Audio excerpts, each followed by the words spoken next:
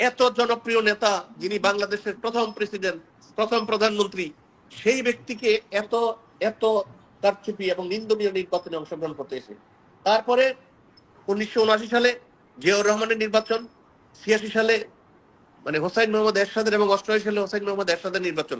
প্রকৃতপক্ষে বাংলাদেশের গণতান্ত্রিক নির্বাচন শুরু হয়েছে 1991 সালে। এই হাবিবুল আওয়ালদের কারণে, এই রকিবউদ্দিনদের কারণে, এই শামসুল হুদাদের কারণে, এই ব্রিগেডিয়ার সাখাওয়াতদের কারণে। তারা যদি সৎ থাকতেন, তারা যদি ভালো নির্বাচন করতে পারতেন, চেষ্টা করলেই তারা কিন্তু পারতেন। তারা যদি বলতেন যে আমি নির্বাচন করব না, আমার এই প্রধান নির্বাচন কমিশন থাকার কোনো খায়েশ নাই, আমি পদত্যাগ করব, তাদেরকে কেউ আটকে রাখতেন না, তাদেরকে কেউ গুলি করে মারতেন না। সুতরাং তারা লোভী, তারা অপরাধী, দেশদ্রোহী, এবং তাদের বিচার হওয়া উচিত। তিনি বলেছিলেন আমেরিকা যেভাবে ভোট হয় আমাদের দেশে ঠিক একইভাবে ভোট হয়েছে। অথচ আমেরিকার প্রধান নির্বাচন কমিশনার বিকেল বেলা 3টার দিকে ঘুমাইতে যায় কিনা এইটা তিনি বলেন নাই। এইটাও তিনি বলেন নাই যে 1 ঘন্টার মধ্যে 27.15% ভোট কিভাবে 41% ভোট হয়ে যায়, এটাও তিনি বলেন নাই।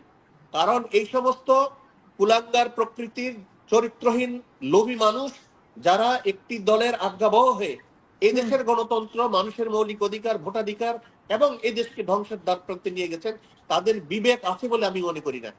আমি বিএনপি করি এই জন্যই যে আমি বলছি শুধু তাই নয়। এখানে তো উনি লোভের কথা বলতে গিয়ে তো উনি শেখ মুজিবকে টেনে আনলেন। উনি বলেন যে শেখ মুজিবের কথা বলতে গেলে তো শেখ মুজিবের কথা বলতে গেলে সেই 1973 সালের নির্বাচনের কথা বলতে হয় না। উনি তাহলে কি উনিও লোভ করবেন কিনা? শেখ মুজিবুর রহমান লোভ সামলাতে পারে নাই, মানে উনি কি ওনার আদর্শের লোক নাকি কিসের জন্য উনি শেখ মুজিবকে টানলেন এখানে? উনি যেটা ওনার কথা থেকে আমি যেটা বুঝতে পারলাম, উনি বুঝাতে চেয়েছেন যে আসলে বাংলাদেশে, ওনার কথাগুলো অনেকগুলো অর্থ, যেমন বাংলাদেশে কোনো নির্বাচনই গ্রহণযোগ্য হয়নি, প্রত্যেক নির্বাচন নিয়ে প্রশ্ন উঠেছে, এটা উনি একটা বলতে চেয়েছেন। আর একটা বলতে চেয়েছেন শেখ মুজিবও ক্ষমতার লোভে তার দলকে বিজয়ী করার জন্য উনি ওই 73 নির্বাচনকে কলুষিত করেছেন কিংবা বিতর্কিত করেছেন। শেখ মুজিব তো অবশ্যই করবেন, কারণ শেখ মুজিব বাংলাদেশের অবিসংবাদিত নেতা ছিলেন ওই 25শে মার্চ বা 26শে মার্চের আগ পর্যন্ত। 26শে মার্চে জিয়াউর রহমান যদি কালুরঘাট বেতার কেন্দ্র থেকে বাংলাদেশের স্বাধীনতা ঘোষণা না করতেন, এই বাংলাদেশ কবে নাগাদ স্বাধীন হইতো, আদৌ স্বাধীন হইতো কিনা, সেগুলো এক প্রশ্ন থেকেই যায় এবং এখনো থাকতো। আমরা হয়তো স্বাধীন হতাম, কিন্তু কবে হইতাম, কিভাবে হইতাম, সেটা এক প্রশ্নের অবতারণা করে। শেখ মুজিব 1972 সালে 10ই জানুয়ারি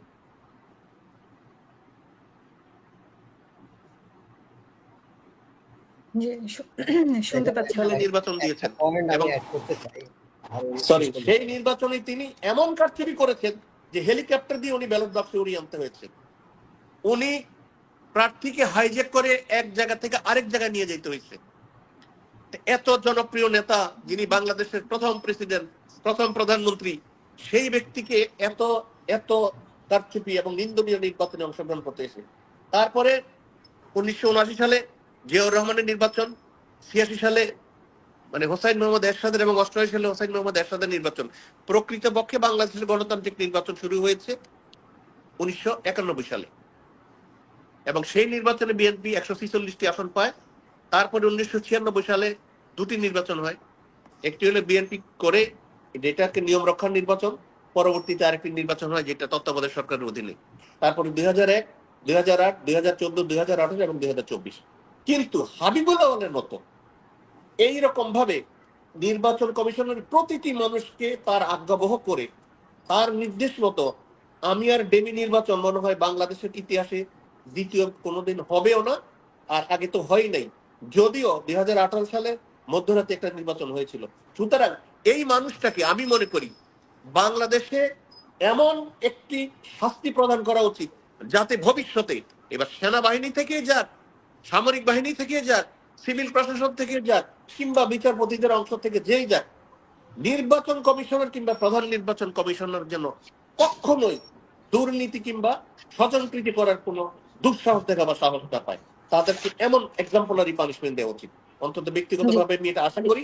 আর তাদেরকে কখনোই ছাড় দেওয়া উচিত হবে না, কারণ তাদের প্রতি সহানুভূতি যারা দেখাবে আমি মনে করি তারা বাংলাদেশের দেশদ্রোহী, তারা ভারতীয় দালাল, তারা ভারতীয় আধিপত্যবাদের পক্ষে, বাংলাদেশের পক্ষে না। বহু রক্তের বিনিময়ে আমরা 2 জুলাই বিপ্লব সম্পন্ন করেছি। আমি ব্যক্তিগতভাবে আমার কথা যদি বলতে যাই, 19শে জুলাই রামপুরা টেলিভিশন কেন্দ্রের সামনে আমার গায়ে গুলি লাগে। প্রথমে হেলিকপ্টার থেকে আমার ইলেকট্রিক রিক্সায় গুলি করা হয়। আমি রাস্তার উপর ছিটকে পড়ি, ওখান থেকে যখন উঠে দাঁড়িয়ে আমি দৌড় দিলাম, তখন পুলিশ আমার পায়ে গুলি করে। এই গুলিরত অবস্থায় আমার পা ফুলে মারাত্মক অবস্থা হয়। আমি সিএমএইচে যাই, সামরিক বাহিনীর হাসপাতাল আমাকে ট্রিটমেন্ট করেনি, বরং আমাকে গ্রেপ্তার করতে চেয়েছিল। তারপরে ঢাকা মেডিকেলে যাই, সেখানে প্রাথমিক চিকিৎসা, পরে ইবলিসিনা চিকিৎসা নিয়ে আমি ঢাকা ছেড়ে কুমিল্লা যাই, এবং সেখান থেকে আমাকে গুম করা হয়। গুম করে 82 ঘন্টা রাখে।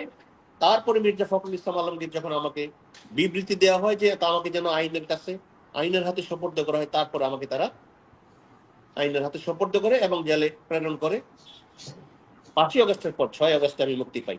আমার মতো লক্ষ লক্ষ মানুষ বাংলাদেশে তাদের ত্যাগ স্বীকার করেছে, এই জুলাই বিপ্লব সম্পন্ন করেছে। কিন্তু এই জুলাই বিপ্লব হয়েছে এই হাবিবুল আওয়ালদের কারণে, এই রকিবউদ্দিনদের কারণে, এই শামসুল হুদাদের কারণে, এই ব্রিগেডিয়ার সাখাওয়াতদের কারণে। তারা যদি সৎ থাকতেন, তারা যদি ভালো নির্বাচন করতে পারতেন, চেষ্টা করলেই তারা কিন্তু পারতেন। তারা যদি বলতেন যে আমি নির্বাচন করব না, আমার এই শেষ প্রধান নির্বাচন কমিশন থাকার কোনো খায়েশ নাই, আমি পদত্যাগ করব, তাদেরকে কেউ আটকে রাখতেন না, তাদেরকে কেউ গুলি করে মারতেন না। সুতরাং তারা লোভী, তারা অপরাধী, দেশদ্রোহী, এবং তাদের বিচার হওয়া উচিত।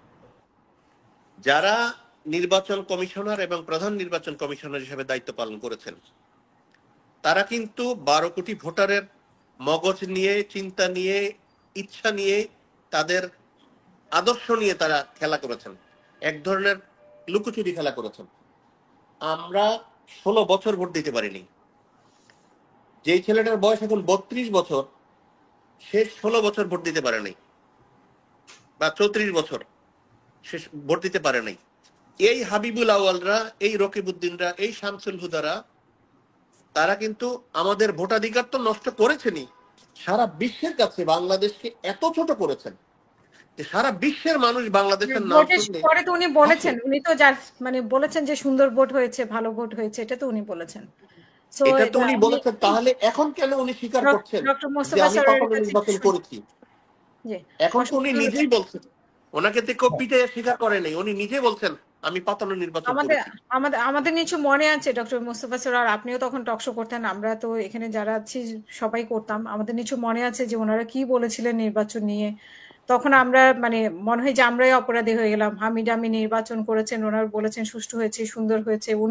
উনি তো নিজের মুখে বলেছিলেন, আমার যতটুকু মনে আছে, যে 7ই জানুয়ারি জি নির্বাচন। জি, হ্যাঁ, উনি হ্যাঁ নিজের মুখে বলেছেন।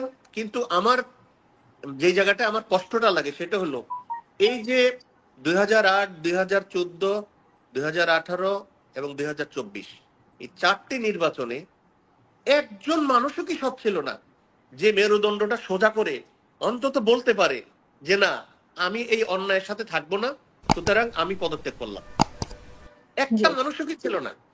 আমি এতটাই অথর্ব, এতটাই তারা নির্লজ্জ, এতটাই তারা লোভী, এতটাই তারা ক্ষমতা লিপ্সু।